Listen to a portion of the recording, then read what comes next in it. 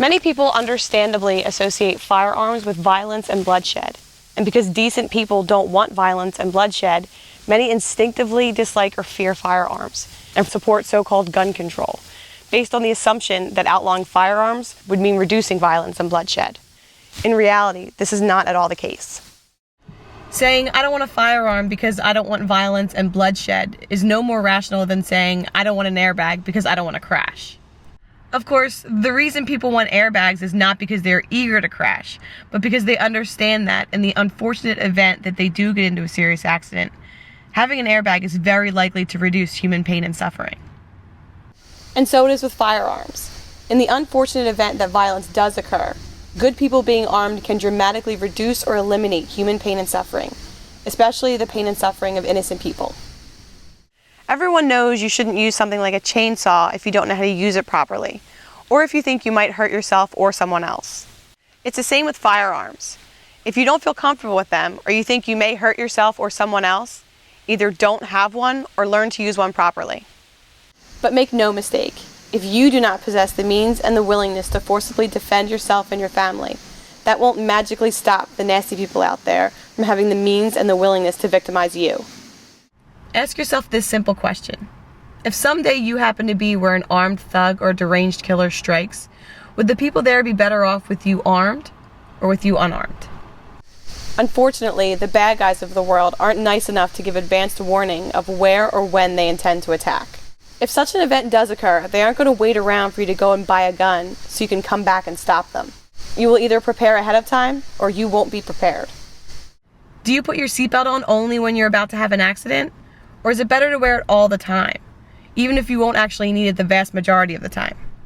Now, some politicians and pundits accuse those who support an individual's right to keep and bear arms of wanting violence to occur. You have to wonder, would the same politicians and pundits also accuse people who wear seatbelts of wanting to crash? If there was some way to wave a magic wand and disarm all the bad guys in the world, that would be nice. But in the real world, the best chance the innocent have for staying safe and alive is for good people to possess the means to resist violent attackers with defensive force of their own. The evidence shows that responsible people being armed reduces crime, and the government's own crime statistics show that privately owned firearms prevent between 1 and 2 million crimes every year, usually without a shot even being fired. Now think about this. We've all seen thousands of examples of bad guys in movies using guns to do bad things. But have you ever seen a Hollywood movie or TV show that depicted an average armed citizen preventing a crime? In real life, it happens all the time. So why does Hollywood almost never show it happening? Whether it's the result of ignorance or some political agenda, movie makers constantly misrepresent gun owners, and not only seem clueless about firearms and how they work, but seem completely ignorant of even the most basic rules of firearm ownership, rules which millions of Americans know by heart. Treat every gun as if it is loaded. Always be aware of where the barrel is pointed, and never aim any gun, loaded or not, whether your finger is on the trigger or not, at anything you don't intend to destroy. Keep your finger off the trigger until you're ready to fire. Always be aware of what is around and especially behind your target, and don't fire if you're not sure where the bullet might go or who or what it might hit. Even the supposed good guys in movies violate these rules constantly. So is it any wonder that so many Americans are scared of firearms? It makes sense when the mainstream culture is always bombarding them with examples of guns being used irresponsibly or maliciously, while almost never showing normal, decent people using firearms responsibly and defensively. And unlike movie makers, politicians obviously cannot plead ignorance to the crime statistics of their own agencies. So why are they always pushing to disarm the public? Why all the emotionalism and cries about saving the children from people who know full well that the danger to innocent people increases when the good people are disarmed? Obviously, some sociopath who doesn't mind violating laws against assault and murder won't mind violating gun laws either. By definition, gun control only disarms the law-abiding, and politicians know this. So why do they keep pushing for what they know will increase violent crime? First, let's be clear about what gun control really is. Gun control is not about doing away with guns. It's about making it so that only cops and soldiers have guns. Have you ever heard any politician suggesting that his enforcers and protectors be disarmed? Their goal is not to make guns disappear, but to create a huge imbalance of power, with government agents remaining heavily armed and everyone else left helpless. The politicians know that wouldn't make you and me any safer. Far from it. So what is their agenda? Government is about control. By way of taxation, you are forced to fund the politicians' schemes. Whenever they enact a law, they aren't asking you nicely to behave a certain way. They are ordering you to do or not do certain things, with the threat that their hired enforcers will punish you if you disobey. You know this, even though you'll rarely hear it described this bluntly and honestly. The so-called lawmakers think they have the right to forcibly dominate and extort you. If you don't like funding warmongering, bailouts, a giant welfare state, or a giant police state, they don't care. You will pay up, or eventually they will send their men with guns to take your property or put you in prison. This is true of so-called gun control laws as well. If some peaceful, moral person owns a gun for self-defense, after the politicians declared that to be illegal, what happens to him? Other men with guns show up and, using violence or the threat of violence, forcibly take that person hostage. In reality, so-called gun control is gun violence. It's obvious why those in power want their own enforcers to be armed, so they can force you to obey them. And it should be just as obvious why the last thing the controllers would want is for you to possess the means to resist their enforcers. As people get more and more upset about what those in Washington are doing, and more inclined to resist, it should come as no surprise that those in government are becoming more desperate to disarm the people. They don't care if you whine and protest, but they do care if you disobey. And they know that if they had all the guns, it would be a lot easier to keep you subservient and obedient. You may not like hearing this.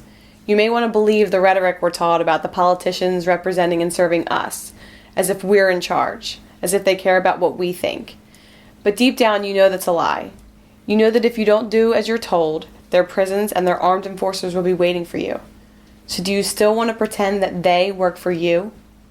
In recent years, those in power have engaged in more and more fear-mongering regarding so-called assault weapons, military-style rifles.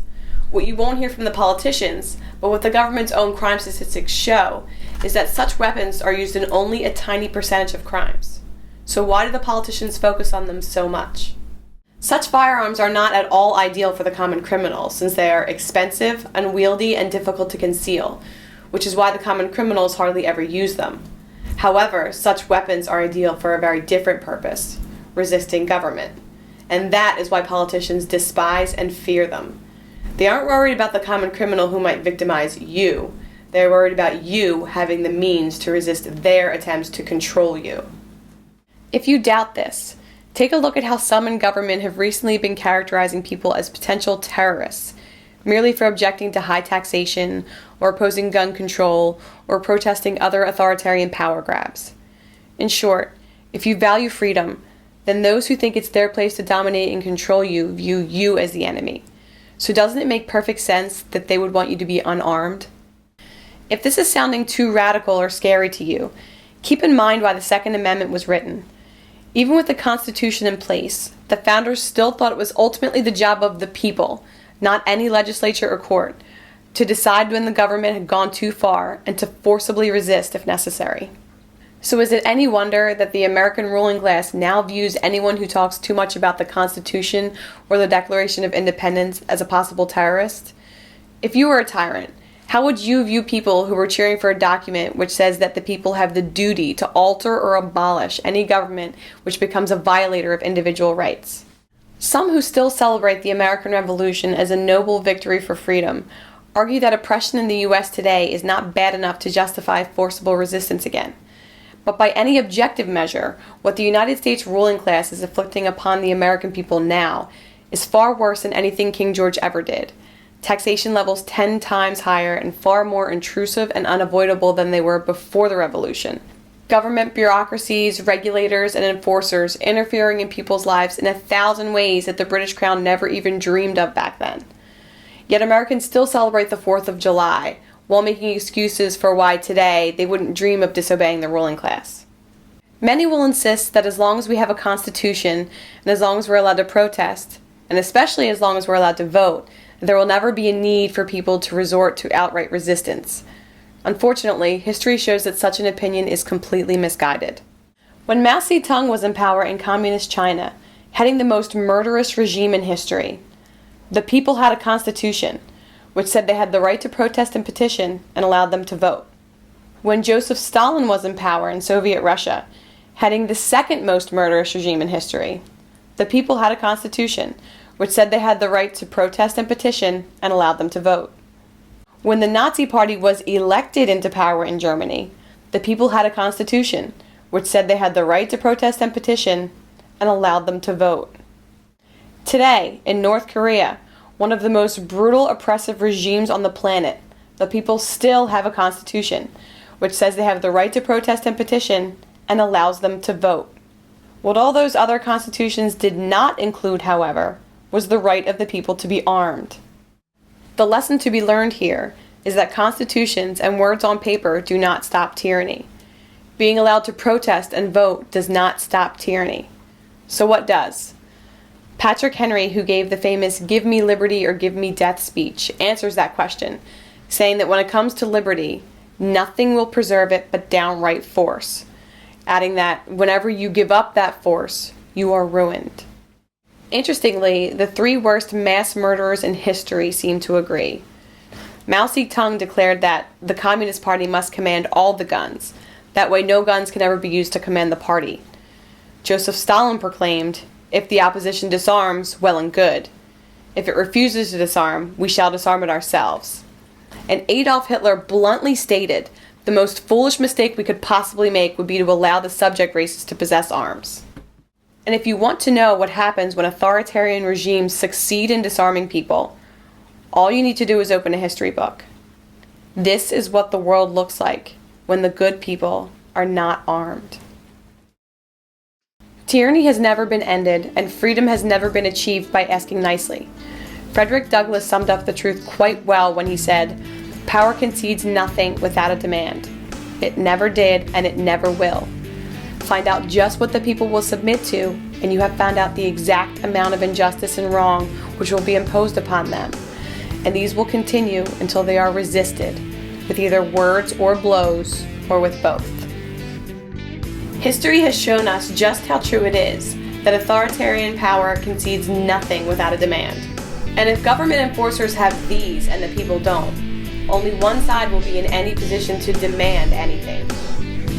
And that, above all else, is why good people should be armed.